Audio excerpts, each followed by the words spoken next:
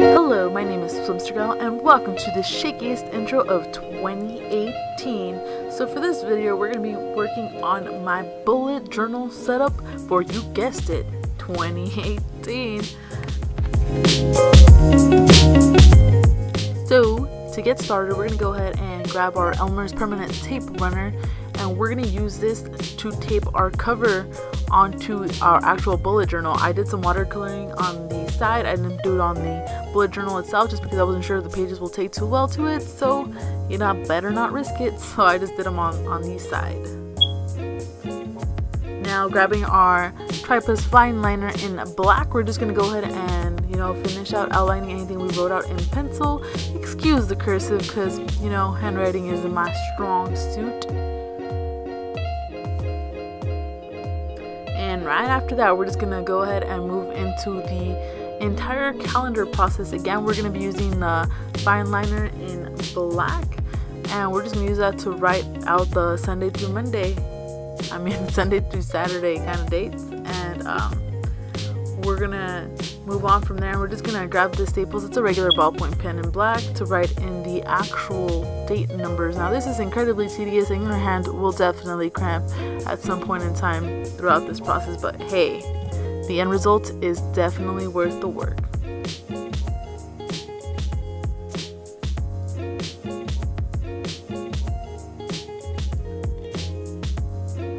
Now just going ahead and getting some Tri-Plus fine liners in various colors to fill in for the actual month. We're just going to go ahead and alternate from like pinks, blues, greens. It's completely random. There's no rhyme or reason as to why I chose certain colors for certain months. It's just I was feeling that color and I was like, yeah. So,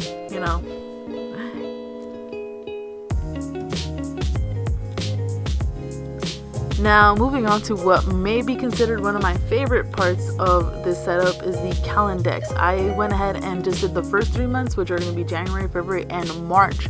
For mine, I opted out of doing the entire year just because I feel like separating them into groups of 3 will not only help give you more room and space to fill things out within the dates, but it just keeps everything nicer and clean and doesn't look super clustered.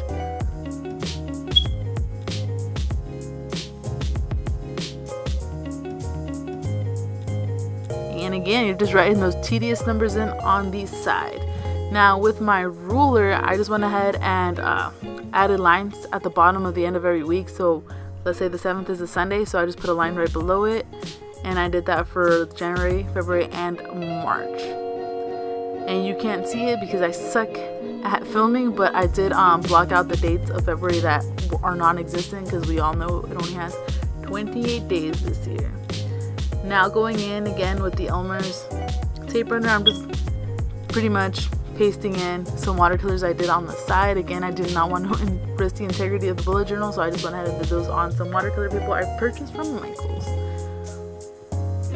Now on this other side, we're going to go ahead and do books I've read.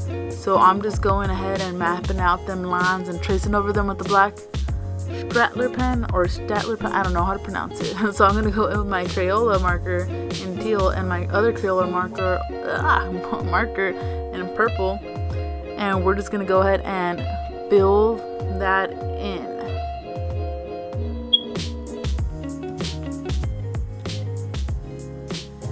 Now something I did want to include in this year in review is an investment tracker. Now an investment tracker is slightly different from an expense tracker, seeing that you're just kind of pretty much marking down your big purchases, like for example if you buy a computer for school, a printer for school, or a new camera for your business, things like those. So it keeps it easier for me to track what I can use at the end of the year for taxes or tax deductions and stuff like that. Gotta keep it all in one place because I'm all over. And then just grabbing a Crayola fine liner in violet. This is a broad liner, so it's the big marker. We're going to go ahead and write investment. And then just take a smaller pen and write tracker.